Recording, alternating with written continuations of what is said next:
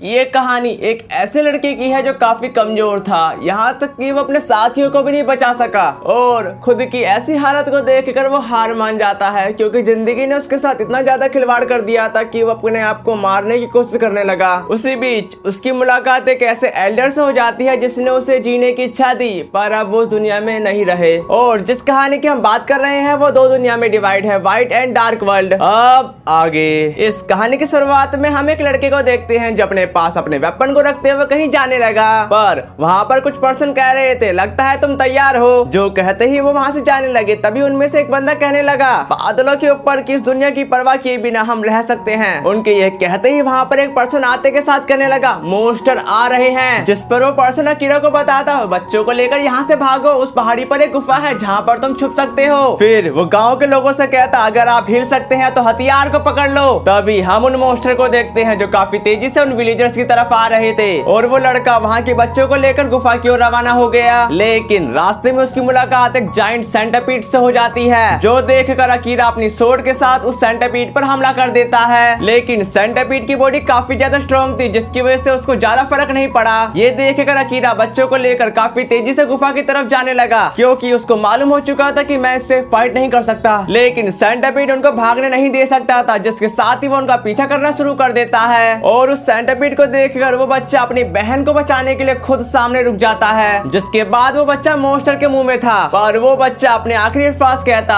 भागो और मेरी बहन का ख्याल रखना, जिस पर अकीरा मजबूर होकर वहाँ से भाग गया। फिर हम गाँव का सीन देखते हैं जहाँ पर कोई भी नहीं बचा था। दूसरी तरफ हम एक एल्डर को देखते हैं जो उनके विलेज की तरफ आ रहा था और वहाँ पर पहुंचने के साथ वो देखता है कि अकीरा काफी बड़ा गड्ढा खोद रहा है ताकि वो विलेजर्स को दफना सके। जो देखकर एल्डर ने कहा अगर तुम ऐसा ही करते रहे तो जल्दी ही मारे जाओगे, खैर मैं तुमको रोक तो नहीं सकता, वैसे कुछ खाना चाहोगे। वो बात को सुनकर अकीरा जंगलियों की तरह उससे वो ब्रेड ले लेता है और वो काफी तेजी से उसको खाने लगा क्योंकि उसने कई दिनों से कुछ भी नहीं खाया था। फिर वो एल्डर अपना नाम बताता मेरा नाम स्कीड्स है। जो सुनकर अकीरा कहता क्या किंग ऑफ डार्कनेस इस कंट्री पर राज नहीं करता? अगर करता है तो यहाँ पर खुलेआम मोस्टर ऐसे कैसे घूम रहे हैं? जिस पर स्कीड्स बोलता जरूर किंग अपने काम में होगा। तभी अकीरा ने कहा क्या किंग को सही चीजों की चिंता है? जिस बात पर स्कीड्स कहने लगे तुम्हारे अनुसार सही चीजें क्या है? ये बात को सुनकर अकीरा कहता है सभी लोग खुश रहें। जो सुनने के बाद स्कीड्स अपनी सोर्ड को अकीरा की तरफ थ्रो कर देता है, फिर उसको समझाता अगर तुम लोगों को बचाना चाहते हो तो इस सोर्ड को उठाओ। जिस पर अकीरा ने वो सोर्ड को उठा लिया, जिसके बाद उन दोनों के दरमियान फाइट शुरू हो जाती है जिसमें अकीरा काफी बुरी तरीके से नाकाम हो रहा था। साथ ही साथ स्कीड्स फाइट करने का सही अंदाज और उसको कहां मारना है उसको उसके बारे में बताने लगा। जो सब सुनकर अकीरा उसके अटैक को रोकने में कामयाब रहा, पर वो फिर से मार खाता है। यहाँ तक कि स्कीड्स उसको बताता ये सोर्ड किंग ऑफ डार्कनेस की है, पर मैं किंग नहीं हूँ, लेकिन मैं पागल हूँ जिसने किंग बनने की कोशिश की पर चुना नहीं गया। फिर वो अकीरा से बोलता क्या तुम इस तरह के पर्सन हो जिसे बिना सोचे मार दिया जाता है? उसकी ऐसी बातों को सुनकर अकीरा बार बार हार रहा था, पर वो अपनी पूरी जी जान लगा देता है। तभी उसने कहा मैं किंग बनूंगा, इसके लिए मुझे कुछ भी करना पड़े।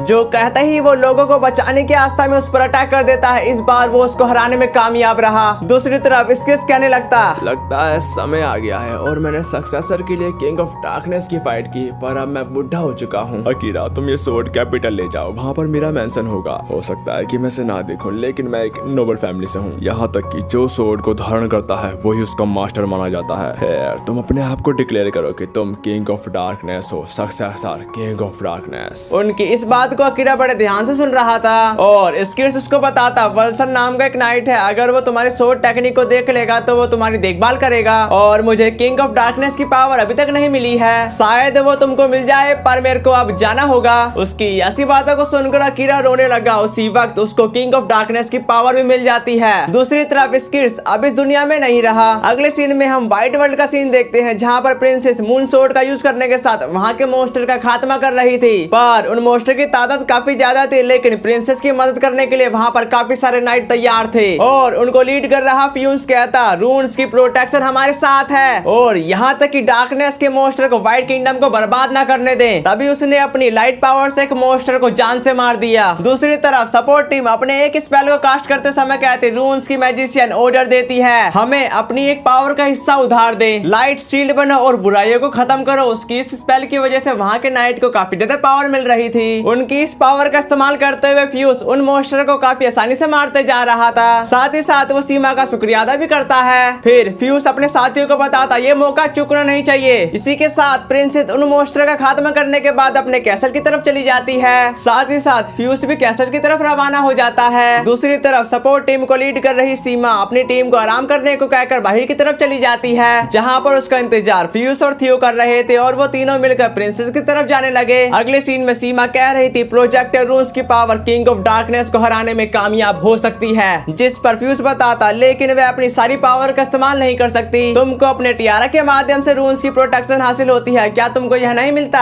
जिस बात पर सीमा का कहना है ये सच है, फिर भी मुझे आश्चर्य है क्योंकि बैलेंस के लिए डार्कनेस जरूरी है, क्या इससे उसे झिझक हो सकती है? ये बात को सुनकर फ्यूज कहता कि प्रिंसेस किंग ऑफ डार्कनेस को परास्त करने में पूरी तरीके से तैयार है, पर सीमा यह सिर्फ हमारे बीच की बात है, यहाँ तक कि मैं तुम्हें जानता हूँ इसलिए मुझे कोई आपत्ति नहीं है, लेकिन मुझे ऐसी बात की उम्मीद नहीं थी। दूसरी तरफ सीमा ने कहा मैं समझती हूँ क्योंकि मैं दरबार में मैजिशियन और एक कॉमरेड हूँ। अगले सीन में हम प्रिंसेस को काफी मायूस बैठा देख पाते हैं। तभी वहाँ पर एक एल्डर आते के साथ कहता क्वीन आइरिस क्या आप ठीक हैं और आपने काफी अधिक पावर का इस्तेमाल तो नहीं किया? जो सुनकर आइरिस कहती नहीं आपको चिंता करने की कोई जरूरत नहीं है क्योंकि हम मॉन्स्टर के खिलाफ जंग में कामयाब रहे, पर इससे भी बड़ा खतरा मंडरा रहा है किंग ऑफ डार्कनेस। मुझे लगता है फाइट में मेरी पावर भी कम पड़ सकती है, इसके लिए हमें सैनिकों को सख्त ट्रेनिंग कराने की जरूरत है। इसके बाद यहाँ सीन शिफ्ट होकर अकीरा की तरफ आ जाता है, जहाँ पर वो स्किड्स के कई रास्ते पर कैसल की तरफ जा रहा था। तभी एक पर्सन उसकी सोर्ड को देखकर कहता तुमको ये सोर्ड कहाँ से मिली? जिस पर अकीरा बताता मैं ये बताना जरूरी नहीं समझता, वैसे यहाँ पर मैंने सुना है कि स्किड्स का कैसल यहीं पर है, क्या तुम जानते हो कि वो कहाँ पर है? ये बात को सुनकर पर्सन कहता है कि अपने मैनर्स पर ध्यान दो चोर, और मैं मांग करता हूँ मेरे लॉर्ड की सोर्ड लौटा दो। ये कहते ही उसने अकीरा पर हमला कर दिया, जिसे डोज कर अकीरा कहा क्या तुम वल्सन हो? उसकी ऐसी बातों को सुनकर वल्सन कहने लगा तुम्हें मेरा नाम कैसे मालूम और लॉर्ड स्किड्स कहाँ पर हैं? जिसके जवाब पर अकीरा उसको बताने लगा वो मर चुके हैं। ये बात को सुनकर वल्सन अपने डार्क एट्रीब्यूट को एक्टिवेट करने के साथ अकीरा पर अटैक करते हुए कहता तुम्हें ऐसा कहने की हिम्मत कैसे हुई? जिसके बाद वो अटैक जाकर अकीरा पर लग गया। तभी वल्सन इमोशनल होते हुए बताता नहीं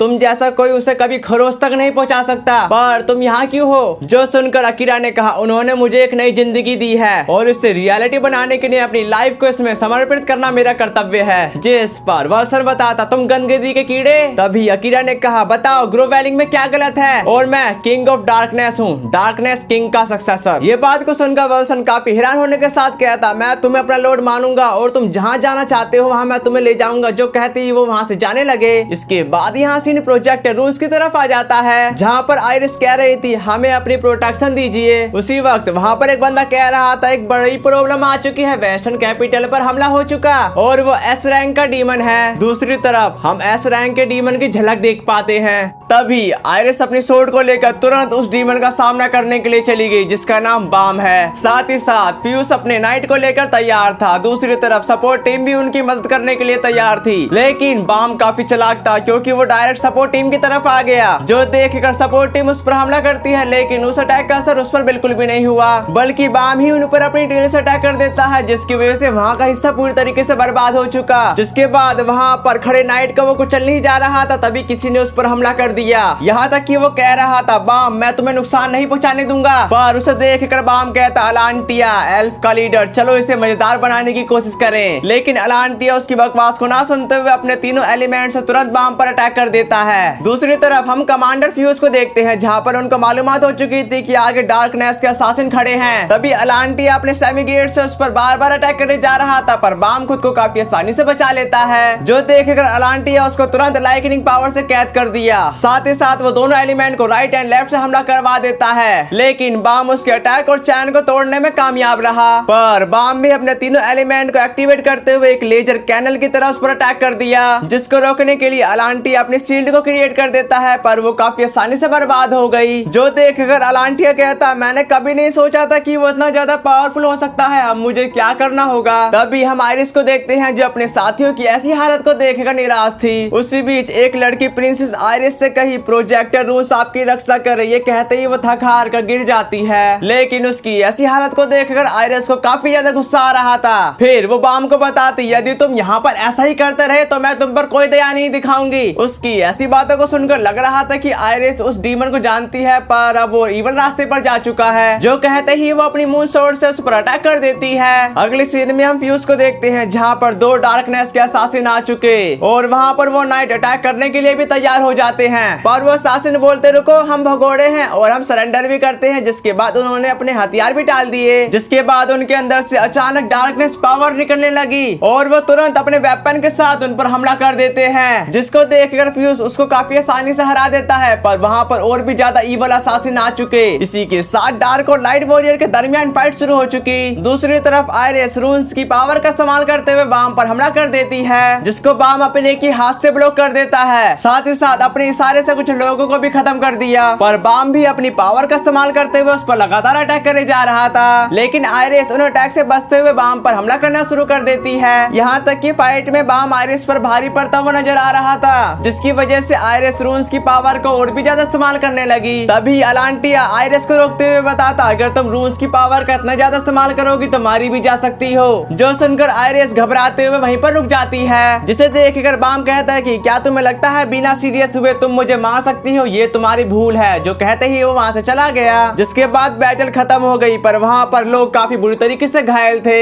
इसी के साथ यहाँ सीन शिफ्ट होकर डार्क वर्ल्ड की तरफ आ जाता है। जहाँ पर एक डीमन कह रहा था डार्क नाइट वल्सन क्या किंग अभी तक नहीं आए हैं। एक मामला है जिसको मैं उनको ही बताना चाहता हूँ। इस अभियान में मेरे ही साथी मारे गए हैं। इसकी वजह से हमें ये बैटल जारी नहीं रखनी चाहिए। उसकी ऐसी बातों को सुनकर मिस्टीरियस बंदा उसको वहीं पर मार देता है। जो देखकर वल्सन कहता लॉर्ड आपको अपने हाथ गंदे करने की जरूरत नहीं है, आप मुझे कहते मैं उसे मार देता। जिस पर लॉर्ड बताता आसमान का अस्तित्व क्यों है, लेकिन जल्द ही वो भी डार्कनेस से घिर जाएगी। तभी वल्सन ने कहा जैसा लॉर्ड की इच्छा। जिस पर लॉर्ड का कहना है काले लोग डार्कनेस को फॉलो करने के लिए मजबूर हैं, लेकिन व्हाइट वर्ल्ड की प्रिंसेस और डार्क वर्ल्ड का किंग ऑफ डार्कनेस इनका जरूर कोई अस्तित्व होगा। पर जब डार्कनेस सब कुछ मिटा देगा तब हमको आराम मिलेगा। इसको हासिल करने के लिए हमें आसमान में उन लोगों पर हमला करना होगा। उससे पहले हमें बाम का कुछ करना होगा। साथ ही साथ अगली जनरेशन अब किसी गोड को पूरा नहीं कर सकती। तभी तुम्हारा काम है मेरे फ्यूचर सक्सेसर को काबिल बनाओ। इसी के साथ यहाँ सीन शिफ्ट होकर अकीरा की तरफ आ जाता है। जहाँ पर वल्सन भी आ चुका और अकीरा उसको देखकर पूछता वल्सन तुम कहाँ थे। जो सुनकर वल्सन कहता मैं किंग ऑफ डार्कनेस के साथ था। मैं किंग ऑफ डार्कनेस और उसके सक्सेसर की सेवा करता हूँ। जिस पर अकीरा बताता क्या ये ऐसा ही काम करता है, मुझे लगता है यह ठीक है। अब वल्सन मुझे स्वॉर्ड चलाना सिखाओ। अगर मैं तुम्हें हरा ही नहीं सकता तो किंग ऑफ डार्कनेस कैसे बनूंगा। ये बात को सुनकर वल्सन कहता कि ये तो चिंता की बात है, लेकिन जो किंग बनेगा उसे नॉलेज में भी एक्सपर्ट होना होगा।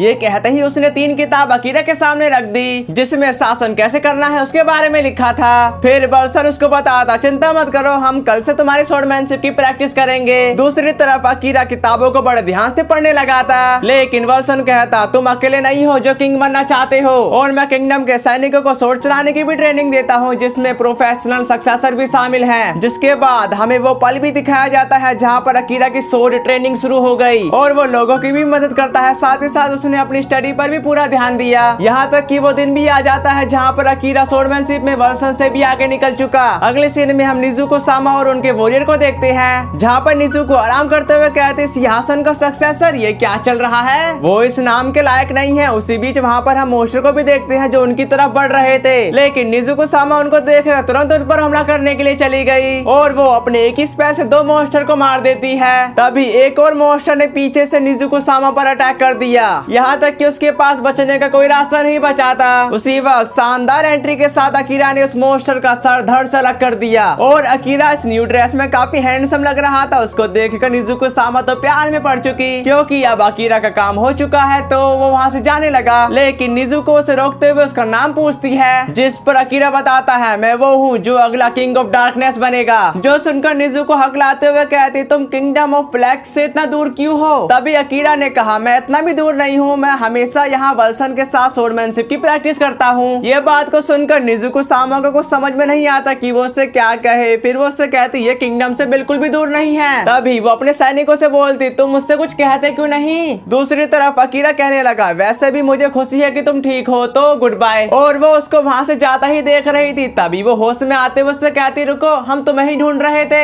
अगले सीन में निजुको सामा अकीरा से कह रही थी मैं चाहूंगी कि तुम दूसरे कैंडिडेट के साथ कम्पीट करो। जिस पर अकीरा तुरंत मान गया। साथ ही साथ निजुको सामा उसको बताती अगर तुम नंबर 1 कैंडिडेट बन जाते हो तो तुमको ग्रेट स्वॉर्ड ऑफ ब्लैक से सम्मानित किया जाएगा और तुमको किंग ऑफ डार्कनेस के रूप में पहचाना जाएगा। जो सब सुनकर अकीरा अपनी स्वॉर्ड की तरफ देखने लगता है। ये देखकर निजुको कहती क्या तुम्हें इस स्वॉर्ड से लगाव है। है। दूसरी तरफ हम एक लड़के को देखते हैं जो कह रहा था ब्लैक की ग्रेट सोर्ड।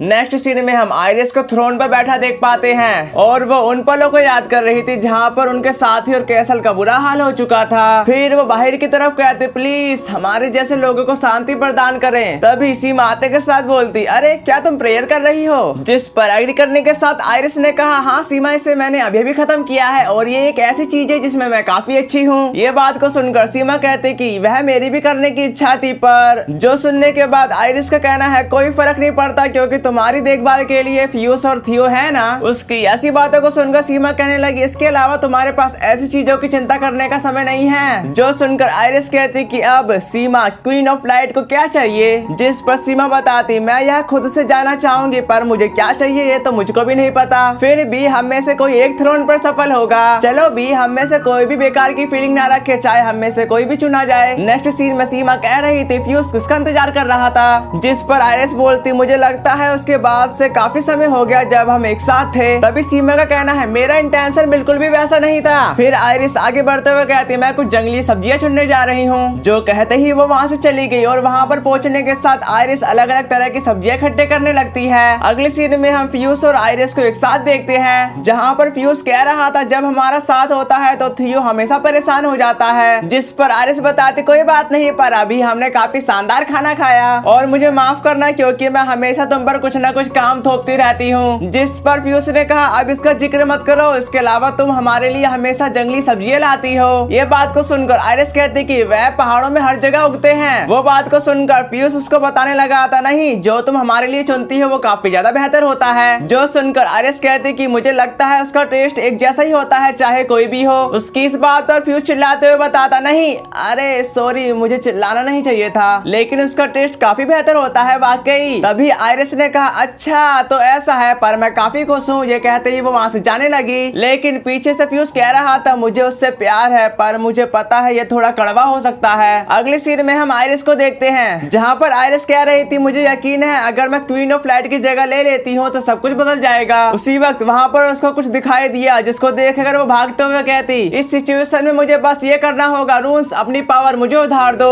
और दुष्ट अंधकार इन आसमानों में गायब हो जाए। इसी के साथ वो डार्क पावर वहीं पर खत्म हो गई। तभी वहाँ पर अरोरा समन होते हुए बताता व्हाइट प्रीस्ट ये लास्ट बेस्टियन है। उसकी इस आवाज को सुनकर आयरिस पहचानते हुए बोलती क्या आप, और वो आगे कुछ कह पाती तभी वो आवाज कहती उससे अकेलेपन का सामना करना होगा और तुम्हें उसके साथ फाइट करनी होगी। दूसरी तरफ आयरिस अपने मन मुताबिक बोलती मैं उसकी रक्षा करूंगी चाहे वो कितना भी अकेला क्यों ना हो। मैं ब्लैक और व्हाइट का संतुलन बनाए रखने के लिए ऐसा करूंगी, यही मेरा रोल है, भले ही मैं अकेली हूँ जो इसकी इच्छा रखती है। इसके बाद यहाँ सीन शिफ्ट होकर किंग ऑफ ब्लैक की तरफ आ जाता है जहाँ पर वल्सन कह रहा था लगता है तुम पूरी तरीके से तैयार हो। जो सुनकर अकीरा कहता क्या तुम नहीं आ रहे वल्सन? जिस पर वल्सन बताता मैं लॉर्ड के पास जा रहा हूँ पर तुम स्किड्स फैमिली की रिकमेंडेशन के समारोह में पार्टिसिपेट करोगे। प्लीज अपने आप पर विश्वास रखना, मैं तुम्हारी एबिलिटी की गारंटी देता हूँ। ये बात को सुनकर अकीरा कहता कि अब मैं चलता हूँ। नेक्स्ट सीन में निजुको सबको बता रही थी हम आज यहाँ किंग के सक्सेसर की रैंक को निर्धारित करने के लिए इकट्ठे हुए हैं। तुम्हारा पार्टिसिपेट करने के लिए धन्यवाद। मैं इस कंपटीशन में जीतने वाले को सक्सेसर रिवॉर्ड दूंगी और वो है ग्रेट सोर्ड ऑफ ब्लैक। जो देखकर यूनो बोलता जिसे भी वो बड़ी सोर्ड मिलेगी वो बनेगा अगला किंग। तभी उनमें से कोई सवाल करता पर हमें रैंक कैसे मिलेगी? जिस बात पर निजुको बताती तुमको उसके लिए मॉन्स्टर का सामना करना होगा और जो लास्ट में 2 कैंडिडेट बचेंगे फिर उन दोनों के दरमियान फाइट होगी। पर तुमको चिंता करने की कोई जरूरत नहीं है क्योंकि हम मदद करने के लिए एकदम तैयार होंगे ताकि कोई ज्यादा घायल ना हो सके। अगर तुमको लगता है कि तुम खतरे में हो तो बेझिझक यहाँ से जा सकते हो। इसी के साथ ये बैटल शुरू होती है। तभी हम उन मॉन्स्टर को देखते हैं जिनकी तादाद काफी ज्यादा थी, पर यूनो तुरंत उन पर हमला करने के लिए चला गया। साथ ही साथ वो उनमें से एक मॉन्स्टर को मार भी देता है, लेकिन सारे लोग फाइट में चले गए थे बस अकीरा को छोड़कर, और वो खामोश होकर अपने बुरे पलों को याद कर रहा था। यही सब याद करते हुए उसने एक मॉन्स्टर को खत्म कर दिया। साथ ही साथ काफी कैंडिडेट भी वहाँ के मॉन्स्टर को एक एक करके मारे जा रहे थे। जो सब दूर खड़ी निजुको सामा भी देख रही थी। तभी उनमें से एक मॉन्स्टर एक कैंडिडेट की तरफ बढ़ रहा था, पर वो उस पर अटैक भी करती है, लेकिन उस पर उसका असर बिल्कुल भी नहीं हुआ। उसी वक्त अकीरा आते के साथ उस मॉन्स्टर को जान से मार देता है, जो देखकर वो लड़की कहती मुझे तुम्हारी दया की कोई जरूरत नहीं है। जिस पर एक असासिन बोलता है ये बिग आइडिया था।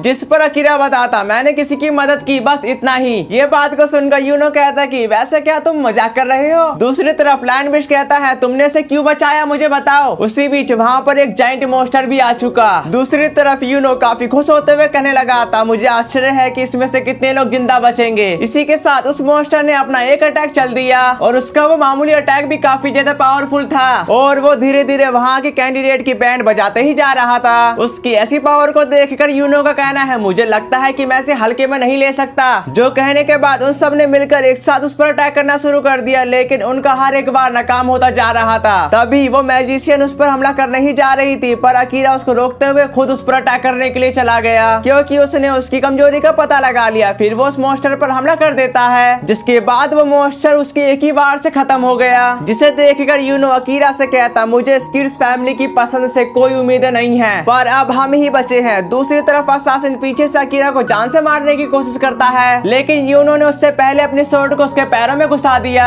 दूसरी तरफ निजुको सामा कहने लगी बस अब ये काफी है। नेक्स्ट सीन में यूनो अकीरा से कह रहा था मैं तुमसे पूछना चाहता हूँ तुमने किसी अजनबी की मदद क्यों की। जिस पर अकीरा का कहना है उस मामले में मैंने किसी की मदद की क्योंकि वो मारे जाने वाली थी। क्या यह कारण काफी नहीं है। वो बात को सुनकर यूनो ने कहा नहीं यह नहीं है। अगर तुम किंग ऑफ डार्कनेस बनना चाहते हो तो तुमको लोगों की मदद करने की कोई जरूरत नहीं है। उसकी इस बात को सुनकर अकीरा को काफी ज्यादा गुस्सा आ चुका। उसको इतना गुस्सा होता देखकर यूनो बताता कि दूसरे लोग तुम्हारी मदद नहीं करेंगे, इसलिए तुमको पावर की जरूरत है। अगर ये तुम्हें किंग बनने में मदद करेगा तो तुमको बाकी लोगों को मारने देना चाहिए। ये सुनकर अकीरा बोलता यदि लोगों की हत्या और मारना ही किंग बनने का एकमात्र रास्ता है तो मैं दूसरा रास्ता ढूंढूंगा। इसके बाद वो समय भी आ गया जहाँ पर उन दोनों की फाइट होनी थी। फाइट के शुरू होते ही यूनो ने उस पर हमला कर दिया, जिसको अकीरा अपनी स्वॉर्ड से ब्लॉक कर देता है और हम देख पाते हैं कि फाइट में अकीरा काफी ज्यादा शांत है। वहीं दूसरी तरफ यूनो अपने इमोशन फीलिंग को बाहर निकाल रहा था ताकि वो उसका इस्तेमाल फाइट में कर सके, पर यूनो के हर एक बार नाकाम हो रहे थे। लेकिन अकीरा उसके हर एक बार को बड़े ध्यान से देख रहा था। उनकी इस फाइट को देखकर निजुको कहते कि इन दोनों की स्किल बराबर है, लेकिन दूसरी तरफ यूनो कह रहा था क्या हुआ बस तुम इतना ही कर सकते हो। जो सुनकर अकीरा ने उसकी स्वॉर्ड को उसके हाथ से ही छुड़ा दी। फिर वो अपनी स्वॉर्ड उसकी गर्दन पर पॉइंट कर देता है। साथ ही यूनो कहता तुम मुझे मार क्यों नहीं देते।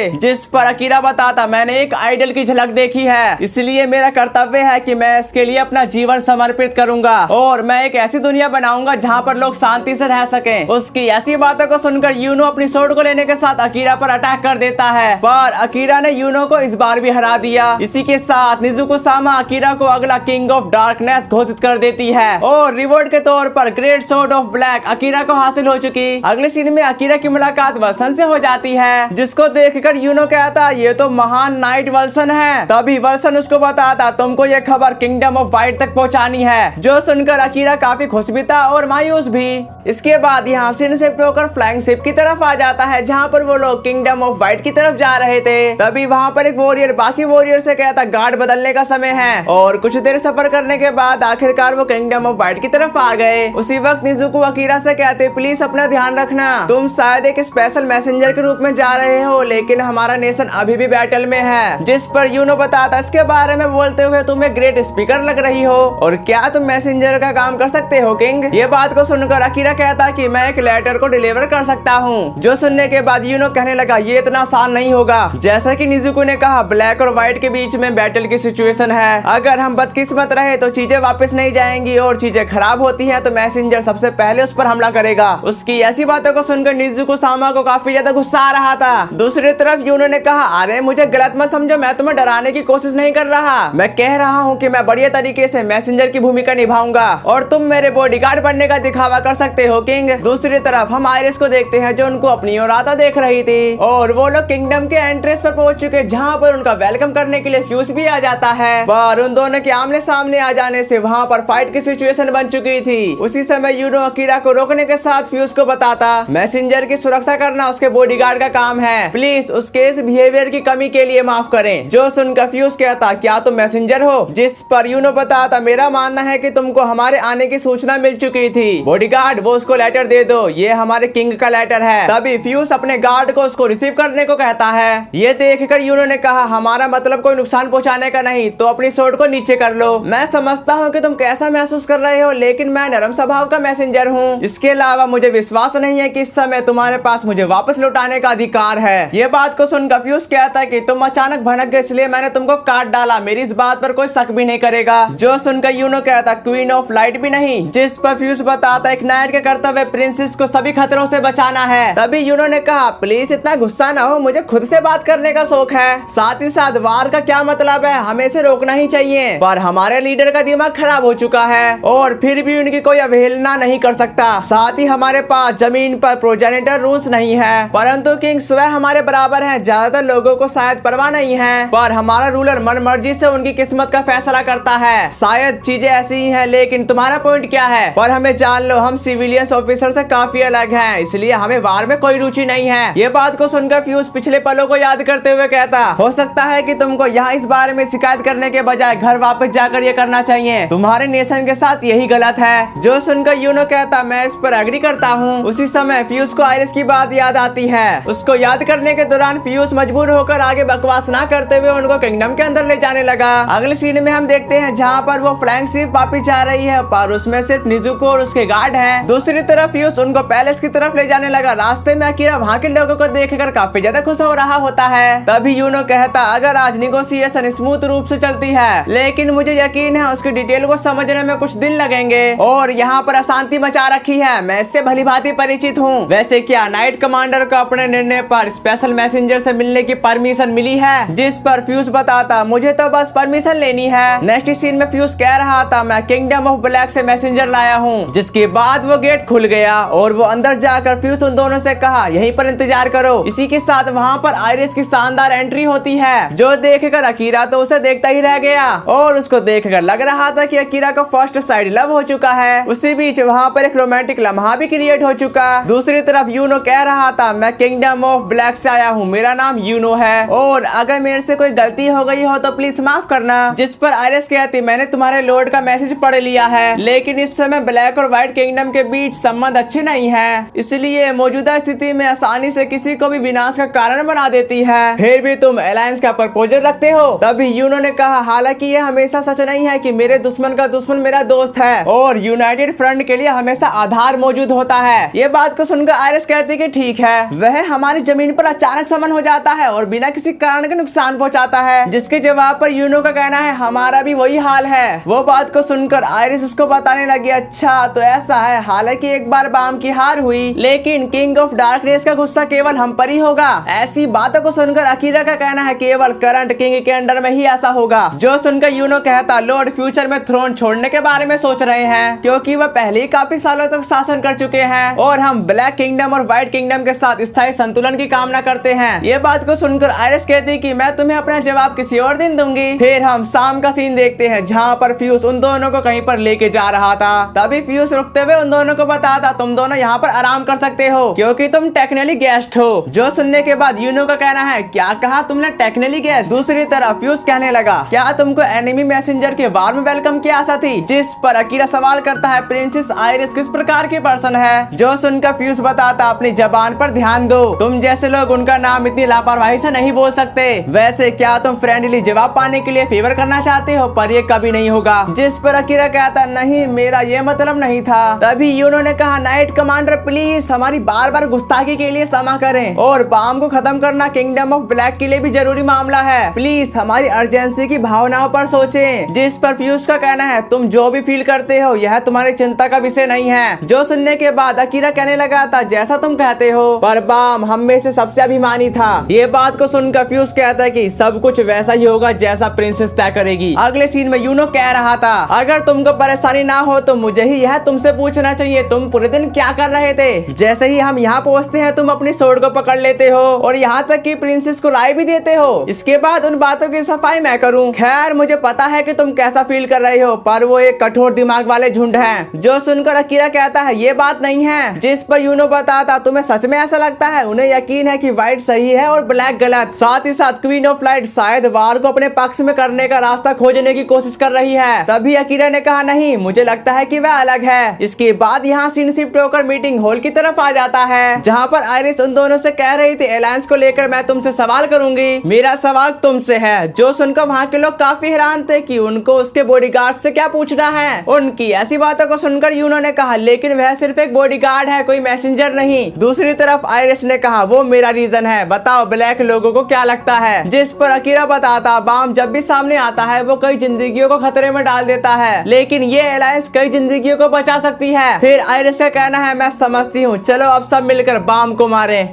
जिसके बाद हम आयरिस को देखते हैं जो कहीं पर जा रही थी। दूसरी तरफ हम फ्यूज को देखते हैं जो काफी ज्यादा मायूस था। तभी सीमा वहाँ पर आते के साथ कहती आयरिस मेरी मैजिक पावर रिकवर हो चुकी है, रुको ऐसा लगता है कि आयरिस यहाँ पर नहीं है। तभी फ्यूज आयरिस का एक लेटर सीमा को दे देता है जिसमें लिखा था मैं आयरिस बाम को खत्म करने के लिए जा रही हूँ। फिर सीमा कहती है अच्छा तो प्रिंसेस उसे रोकने के लिए गई है और इसमें कहा गया है कि इस बीच मैसेंजर बंधक होंगे, अगर वो प्रिंसेस की अनुपस्थिति में हिंसक हो गए तो क्या होगा। जिस पर फ्यूज बताता इसलिए तो मैं यहाँ पर हूँ, हालांकि वे इतने बुरे नहीं हैं। तभी सीमा ने कहा क्या ऐसा है, खैर जब तक मैं उनसे मिल नहीं लेती तो मुझे पता कैसे चलेगा, प्लीज मेरे को उनसे बाद में मिलवा देना क्योंकि उससे पहले मैं थोड़ा आराम करूंगी। अगली सीन में हम बाम को देखते हैं जो किंगडम ऑफ ब्लैक की तरफ आ गया। साथ ही साथ वो कहता मैं देख रहा हूँ कि तुम पूरी तरीके से तैयार हो। जिसे देखकर वर्सन बोलता वो आ चुका है। फिर वो अपने सैनिकों को बताता हमारे लिए ये एक अच्छा मौका है उसे जान से मारने का, हम उसके विंग्स पर हमला करेंगे। निजुको क्रॉसबो ट्रूप्स मैं तुम पर छोड़ रहा हूँ। फिर वो चिल्लाते हुए बताता बाम बिना किसी कारण के इस जगह को डिस्ट्रॉय कर देगा, हम इसको बर्बादी मचाने की इजाजत नहीं दे सकते। उसे दिखाओ कि ब्लैक किंगडम की रक्षा करने वाले एलाइड ट्रूप्स क्या कर सकते हैं। जिसके बाद वर्सन बाम के करीब जाकर खड़ा हो गया जहाँ पर वो बाम से बोलता बाम मेरे लॉर्ड का ऑर्डर है कि मैं तुम्हें मार गिराऊं। ये कहते ही वर्सन अपनी सोर्ड के साथ बाम पर अटैक कर देता है, पर बाम उसके अटैक को ब्लॉक करते हुए कहता हड़बड़ी की जरूरत नहीं है क्योंकि पार्टी अभी शुरू हुई है, लेकिन मैं इंप्रेस हूँ कि तुम सिर्फ मेरे लिए इतने सारे खिलौने एक साथ लाए हो। जो कहते ही वो अपना एक हाथ एलाइड ट्रूप्स की तरफ चल देता है और धीरे धीरे करके काफी आसानी से बहुत सारे एलाइड ट्रूप्स मारे गए। तभी वर्सन ने कहा उसने उनको ऐसे कुचल दिया जैसे कि वो कुछ थे ही नहीं। दूसरी तरफ बाम का कहना है माफ करना, लेकिन क्या मुझे अब अगला खिलौना मिल सकता है। इसी के साथ वहाँ पर और एलाइड ट्रूप्स ने उस पर एक साथ हमला कर दिया।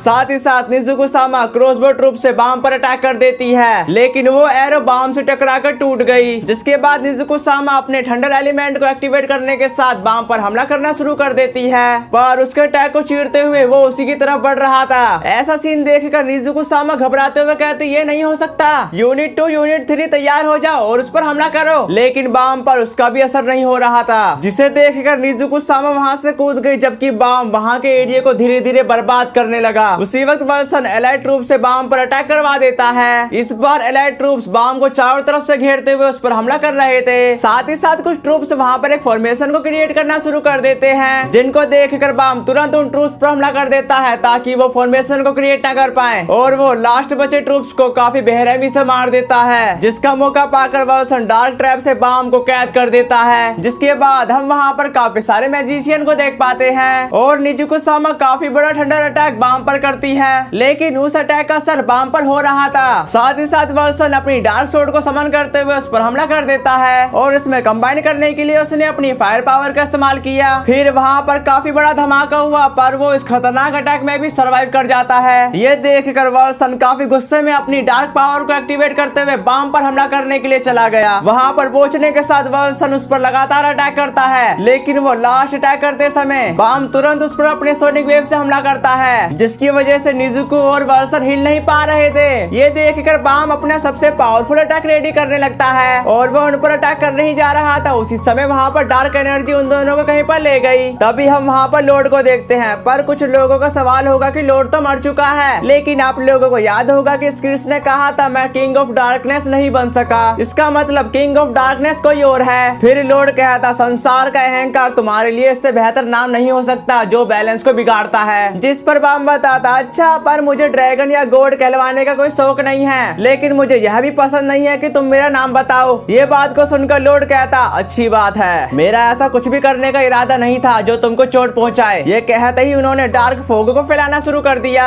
जो देखकर बाम उस फोग पर अटैक करता है, लेकिन उस पर कोई असर नहीं हुआ। जिसके बाद लॉर्ड बाम पर डार्क हैंड से अटैक करने लगता है, जिसकी वजह से उसकी हालत बुरी हो चुकी थी। फिर उन्होंने अपना एक और अटैक बाम पर चल दिया। दूसरी तरफ हम निजुको और वर्सन को देखते हैं, तभी उनको लॉर्ड के चिल्लाने की आवाज आती है क्योंकि बाम उन पर अपनी सोनिक वेव से हमला कर रहा था, जिसकी वजह से लॉर्ड धीरे धीरे कमजोर पड़ने तोड़ने लगे, पर लॉर्ड हार न मानते हुए बाम पर अटैक कर देते हैं, जिस अटैक को बाम ने अपने तीनों एलिमेंट से खत्म कर दिया। साथ ही साथ वो लॉर्ड से कहा डार्कनेस को बैलेंस करने वाला छोर डिसअपेयर हो जाएगा, लेकिन वो आगे कुछ कर पाता उससे पहले किसी ने अपनी लाइट पावर से बाम को चैन से पकड़ लिया, और वो कोई और नहीं बल्कि आयरिस थी, जो देखकर वो दोनों काफी हैरान थे कि बाम को मारने के लिए खुद क्वीन ऑफ लाइट आई है। दूसरी तरफ बाम धीरे धीरे लाइट चैन को तोड़ने लगा, पर प्रिंसेस रून्स की पावर का इस्तेमाल करते हुए बाम को और भी ज्यादा जकड़ लेती है, जिसका मौका पाकर लॉर्ड ने बाम पर अटैक कर दिया। लेकिन बाम काफी ज्यादा पावरफुल होने की वजह से मर नहीं सकता, इसलिए लॉर्ड उसको अर्थ में कैद कर रहे थे ताकि वो डीप स्लीप में चला जाए। तभी हम आयरिस को देखते हैं जिसका मिशन पूरा हो चुका था, तो वो वहाँ से जाने लगी। अगले सीन में सीमा कह रही थी तो तुम स्पेशल मैसेंजर और उसके बॉडीगार्ड हो, जो सुनकर यूनो कहता हमें यहाँ रहने देने के लिए शुक्रिया लेडी सीमा, और तुम भी प्रिंसेस की तरह काफी खूबसूरत हो। तभी सीमा ने कहा मुझे तुम्हारी चापलूसी की कोई जरूरत नहीं है, और मुझे नाइट कमांडर ने बताया है ब्लैक किंगडम के लोग वार नहीं चाहते, जिस पर यूनो एग्री करता है। साथ ही साथ फ्यूज सीमा को बताता वो कह रहा था कि किंग की ऑर्डर की अवहेलना करने वाले लोग सभी मारे जाते हैं। उसी वक्त अकीरा बाहर की तरफ देखता है, जो देखने के साथ वो काफी तेजी से बाहर की तरफ जाने लगा। तभी हम देखते हैं कि आयरिस की हालत ठीक नहीं है और वो ढंग से उड़ भी नहीं पा रही थी, और वो थक कर गिरने ही वाली थी। उसी समय अकीरा उसको पकड़ लेता है, लेकिन वो कुछ कहने की कोशिश करती है, पर अकीरा उसको बोलने के लिए मना कर देता है। फिर वो उसको उठाकर साइड में बैठाने के साथ कहता प्रिंसेस क्या आप ठीक हो, जिस पर आयरिस बताती मैंने हमारे अलायंस की शर्तें पूरी कर दी। ये कहते ही वहाँ पर वो लोग भी आ चुके, जो देखकर वो उसके लिए काफी ज्यादा चिंतित हो जाते हैं, और सीमा उन दोनों को गेस्ट रूम में वापस जाने के लिए कहती है। अगले सीन में हम आयरिस को देखते हैं जिसकी हालत काफी ज्यादा खराब हो चुकी थी,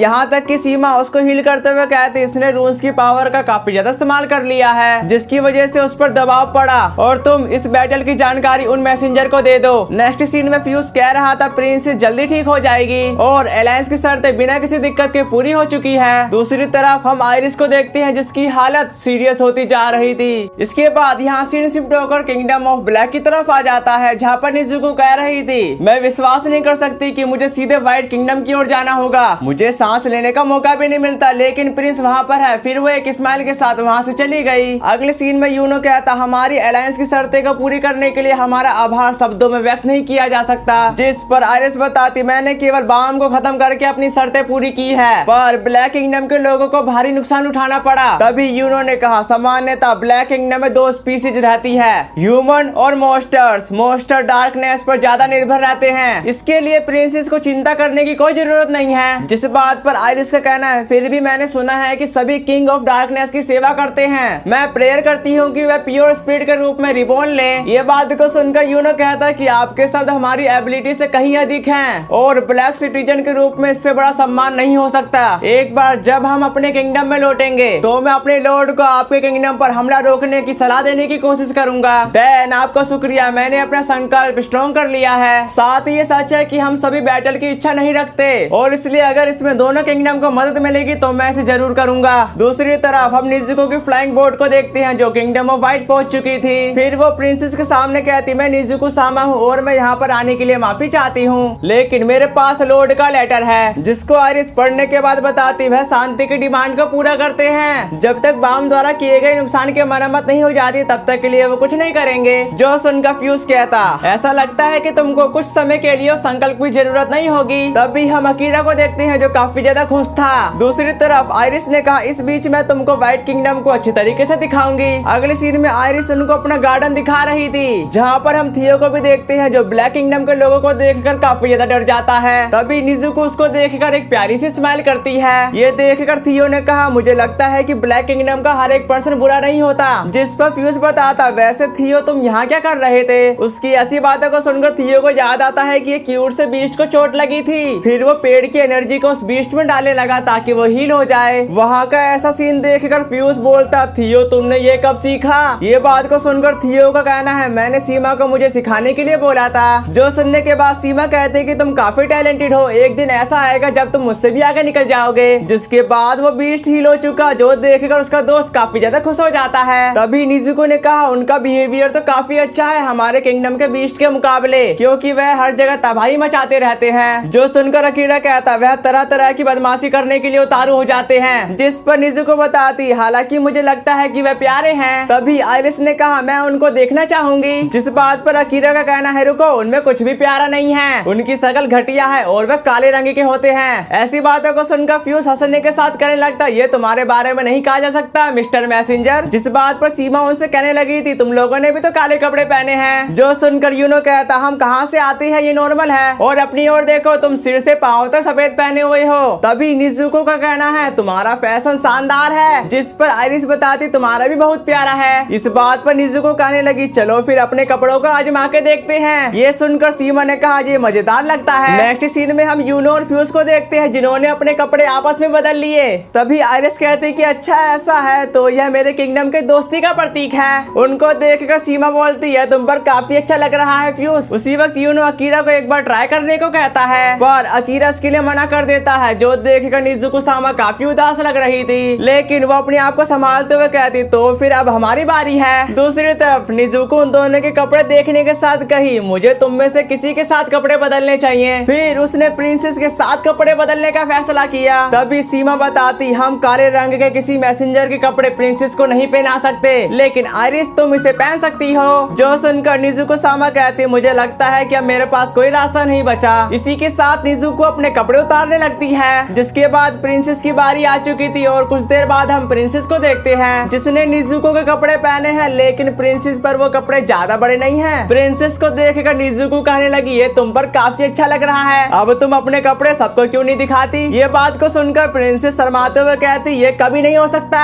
जिसके बाद हम सीमा और निजुको को देखते हैं, जिन्होंने आपस में कपड़े बदल लिए। तभी आइरिस कहती, इसके बारे में तुम क्या सोचते हो, क्या ये दोनों प्यारे नहीं लगते। पर अकीरा तो प्रिंसेस की तरफ ताड़ रहा था। उसी बीच यूनो ने कहा, हे अकीरा, तुमको कौन सी पसंद आ रही है। जिस पर अकीरा बताता, मुझे लगता है कि वह दोनों ही काफी अच्छे हैं। जिसके बाद हम उनको चेस खेलता देख पाते हैं, जहाँ पर फ्यूज कह रहा था, मैं अगली बार नहीं हारूंगा। ये देखकर यूनो कहता, मैं हैरान हूँ, तुम नाइट कमांडर सभी लोगों से हार गए, शायद तुमको ब्रेक ले लेना चाहिए। जिस पर फ्यूज बताता, नहीं एक और गेम। उसी समय अकीरा का पेट गुड़गुड़ करने लगा, जिसे सुनकर यूनो बोलता, क्या तुमको भूख लगी है। जिस बात पर सीमा कहने लगी, चलो फिर सब मिलकर डिनर करते हैं। ये बात को सुनकर यूनो कहता है कि ग्रेट आइडिया, मैं तो कब से खाने के बारे में ही सोच रहा था। तभी निजुको उससे कहने लगी, व्हाइट किंगडम में डिनर, अब मुझे जानना है कि यहाँ का खाना कैसा होता है। जो सुनने के बाद सीमा कहती कि कहने के लिए माफ करें, यह नॉर्मल पर ऑर्डिनरी खाना होगा। ये कहते ही सीमा खाना बनाने के लिए चली जाती है। डिनर तैयार होने के बाद जब वो उस डिनर को देखते हैं तो उनकी भूख बढ़ चुकी। उसी बीच निजुको उसको कुछ देते हुए बताती, मैं ब्लैक किंगडम से एक स्पेशल चीज लाई हूँ, क्या तुम इनको भी ट्राई करना चाहोगी। दूसरी तरफ अकीरा तरह तरह का खाना ट्राई करता है, पर उसको वो मजा नहीं आ रहा था जो उसको चाहिए। जिसके बाद उन सबने खाने को टेस्ट किया, पर किसी को अच्छा नहीं लगा, क्योंकि वो खाना सिंपल था। तभी निजुको अपने द्वारा लाई गई इनको भी सबको दे देती है। फिर वो सब इसको ट्राई करते हैं, लेकिन वो सबको साल्टी लग रहा था। उसको टेस्ट करने के बाद सीमा कहती, तुम अपने किंगडम में अपने खाने को ज्यादा पकाते हो। लेकिन यूनो को वो खाना खाकर मजा आ गया, उसको लग रहा था कि मैं इसका टेस्ट भूल गया, लेकिन ऐसा नहीं है। उसी वक्त अकीरा उन दोनों को एक साथ मिला देता है। फिर वो उसको टेस्ट करा और वो काफी टेस्टी था। जिसके बाद वो सब इसको ट्राई करते हैं, पर वो उनको इतना पसंद आ जाता है कि खाने के साथ साथ निजुको की अनकोवी भी खत्म हो गई। अगर आपको इस सीरीज में मजा आया है तो प्लीज इस वीडियो को लाइक, कमेंट एंड शेयर जरूर कर देना, तभी तो नेक्स्ट पार्ट जल्द आएगा। और खाने का नाम ले लेके मेरे को भूख लग गई है, तो मैं जा रहा हूँ खाना खाने।